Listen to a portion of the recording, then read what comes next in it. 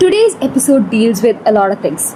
It goes further into Daddy's travels, from London to Venice to Italy and now back to the Middle East. All just the climax to where Daddy has traveled. Hey guys, welcome to Backyard Miracles. This is your host Farha. And now let's get back to the scheduled programming of the day, where our itinerary is set, the compass is pointing forward, and every moment promises a tiny adventure through today's episode.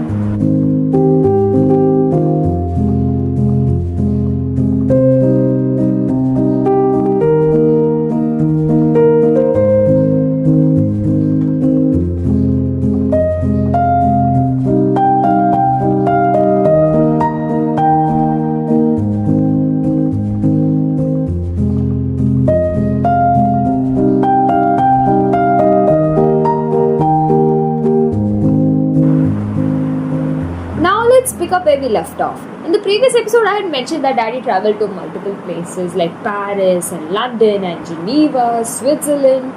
Daddy ended up mentioning something to me which I kind of forgot to add into the previous episode. There's this old Malayalam movie called Mantanmar Londonil, which means idiots in London. It's this classic by Satyan Andikar starring Jagadi. So, they don't know a word of English when they go to and visit London. And turns out Daddy had a very similar experience. Like I mentioned in one of the previous episodes that when Daddy was first interacting with the Sheikh, Daddy did not know Arabic. Well, it was the same thing with English. Daddy did not know English when he first went to London. And for me, what seemed really remarkable is the fact that Daddy learned English just by hearing what people were saying and by how they were translating it to him. It was just through instinctual learning and just hearing mostly that he actually learned to speak the language, which seems very remarkable to me. Like for us, like we've been learning English and languages through, most of the time it's through school and through our teachers and our parents teaching us like, okay, there are certain parts of this language. Like for me, one of my favorite languages, that is Arabic. I learned it from my grandmother, my mom, my parents, and my teachers at school and madrasa teaching me like, okay, each and every, like they were teaching each and every letter, the words, the pronunciations, and I do feel really proud that my name Farha is also in Arabic. So, and it all seems so remarkable to me that one of my favorite languages, I started really liking it because of how Daddy would pronounce things in Arabic. Like it was so unique to me. Especially when I do something that is a little on the dumber side, he would always say the phrase La Andam Vela Kuttam, which in Malayalam if you say it is Andam Kundo Illa, like you're doing something that does not make sense without any kind of sense in the matter. And La in Arabic is no, and Wala is and no. Wa means and. So it always seemed really unique to me that Daddy would add certain idiosyncrasies into our everyday language, and the fact that he learned this language just by hearing people speak. Same thing with English. He learned it by hearing people speak. So it always seemed really remarkable to me. Now let's get back to Europe and Germany. So I asked Daddy, like, Daddy, where did you go after Germany? Because you explored Germany so much. Where did you go next? Turns out the next place he went to was Italy. There were a lot of Renaissance churches that were there before the time of Christ, and some of them, he did mention that the architecture of it was so pretty and he absolutely loved it. And each and every part of those, it really seemed really unique to him. It was very different from the architecture he was seeing back in UAE or back in Kerala.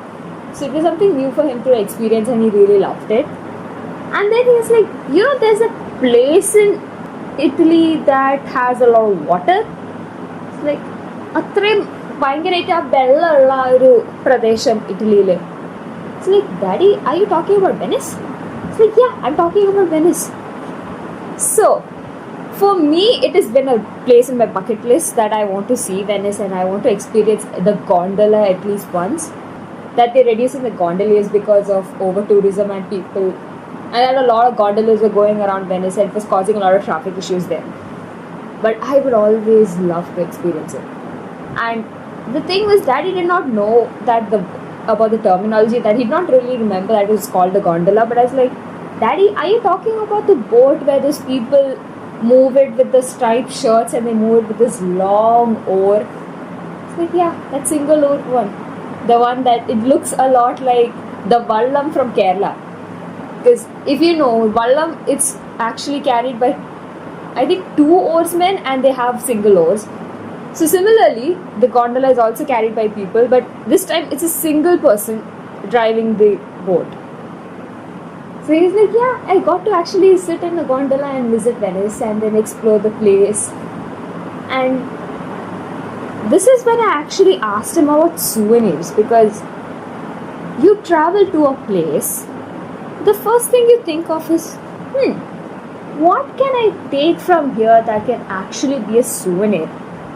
Well, it turns out Daddy has a bunch of souvenirs from each and every place, and it's not just the picture that I mentioned in the previous episode about Switzerland and Daddy looking like a penguin.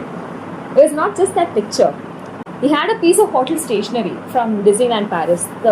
He had the notepad and the pen, but the notepad it got missing during the move. Like Daddy moved back to Kerala post COVID, and during that move he missed the notepad. The pen, it's there still, like 1 or 2 just lying around. Daddy did keep them safe because obviously we may not know the value of it then, but we do know the value of it now. Because for anyone they may seem like, okay, it doesn't have much of value, but to Daddy it had a lot of value. Like he can actually show that pen, and he used to actually. He would show the pen to us, and like, I went to Disneyland Paris, and this is the proof that I went there. And me and my brother, we were not really born at the time, so we didn't really know that Daddy had gone to this place. And I think he stopped going to Paris sometime before I was born. So we didn't really get to see, okay, Daddy had this stuff. Growing up, I did see some of the pens lying around, and that's how I got to know, like, Daddy's gone to Paris and he actually went to Disneyland. So he has a piece of hotel stationery from Disneyland Paris. Then there's this green and white clock that is there in the living room that I've been seeing since I was a kid. I did not know this. That was one of Daddy's souvenirs from Venice. Daddy has 2 souvenirs from Venice. It's a green and white clock that is somewhat of a rhombus type shape, and it's very pretty and it's very unique. And later on I got to know it's made of glass, and it is hung slightly precariously on a nail. So I feel like, okay, I do get really scared that it might fall, but Daddy has hung it pretty well, even though it's slightly precarious because of the shape. It's hung really well, and each time I've been seeing it, I was like, oh, Daddy must have got this regular clock. No, it was a clock from Venice. And then there's this huge picture of a hotel lobby, and it had something written on it. I think it has the name of the hotel and the place. It's there like next to the main door of the house. I just thought, okay, it must be some regular hotel that Daddy visited, and he just brought the picture. It was the hotel he was staying at Venice, and Daddy has a picture of that. And this made me curious. There are a bunch of stuff like this hung around the house, and so I asked Daddy, like, Daddy, what about all these other souvenirs that we have? He ended up bringing back, actually, it was not just the hotel stationery that he brought back from Disneyland Paris. Daddy brought back 2 cups. One has a picture of Belle, Cogsworth, Lumiere, and the Beast from Beauty and the Beast, and the other one has Aladdin, Jasmine, Genie, Abu, and the carpet from Aladdin. Daddy did say there is one more, but it was somewhere inside the cupboard, so I couldn't see which character it was. But these 2 I've seen them since I was a kid, and one of my favorite movies growing up, being a bookworm, it was Beauty and the Beast, so it actually felt really nice seeing that. And then there's this giant tasbih, which has a lot of wooden beads on it, and it looks really pretty, and it's just hung on the wall. So I asked Daddy, what about that? Oh, I brought that back from Germany. And then what about that plate over there? There's this huge ceramic plate that has a lot of nature-ish painting on it. And that one, again, it was from Hamburg, Germany. And then there's a bunch of other souvenirs like this. There were I would. There's actually, souvenirs that I can do a visual episode. So I think the next episode I can do it as a visual episode. So there's a bunch of souvenirs like that, along with the plate, the Charles and Diana wedding plate, and a bunch of other stuff like this. I asked him, like, had all these souvenirs, and it's so pretty. And to me, it did bring a lot of joy for me seeing all those souvenirs. Like, Daddy went to all these places, and I didn't really realize that it was just like that. I saw that Daddy sometimes he would get tiny gifts from Sheikh Mariam, and I thought it was those gifts. But turns out it was not those gifts. It was from his travels, and to me, it always seems really nice that Daddy has all these things that he can actually tell to anyone, like who would listen. Like even if it's me or my brother or my parents or anyone, like just look at this. He has it just hung around all over the house, and each and every nook and cranny of the house you can see it. Like Daddy's room has the hotel stationery. Then the front portion of the house has the clock and the picture from Venice. There's another thing that Sheikh Mariam gifted Daddy that has a lot of traditional Arabic weapons, like tiny swords and stuff. It's framed, so it's framed and sealed. So hung at a very high place, so it's not really reachable to anyone except any of my uncles. Like if they could climb up with a ladder, they could reach it. So that was actually a gift from Sheikh Mariam. Then, like I mentioned, the plate from Hamburg and the tasbih from Germany. And to me, and there's this one of my favorite things is this big. It looks like a wine glass. Daddy got as a gift from Sheikh Mariam. Like she got a bunch of chocolates, I believe, in it as a gift from one of the other members of the royal family, and she gave the glass to Daddy. And Daddy had two. There were two of them, and Daddy didn't mention like there were two of it, but I don't know where the other one went. Do you know where the other one went? Daddy, you gave it to your daughter, aka my mom. It's back in my house in Dubai. And I saw that, and he was like, oh, okay. Then I'm happy. Like it was there. It's there back home in Dubai with my parents, along with a basket that Daddy got a bunch of patchy chocolates. As he was narrating this part of the story, he kept looking at how I was reacting and how I had this look of both awe and recognition in my eyes each time Daddy was pointing like, yeah, this is a souvenir I got from this place. This is something I got from this place. And it really brought a lot of joy to him that I was getting joy from just hearing all of Daddy's travels.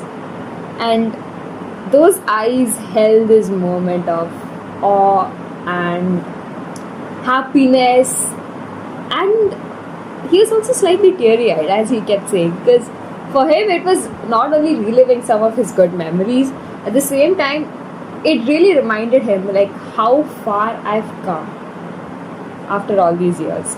After that first time he ran away from home at the age of 14. And where was I at 14? I was at home in my house in Dubai, which is right, I would say, within 10 minutes of where Daddy lived. And every time I wanted to go somewhere, like I was getting really tired of staying at home, I would just go to Daddy's house. And I would like, Daddy, Mummy, I'm just here. I just want to spend some time here with them, and that's what I would do.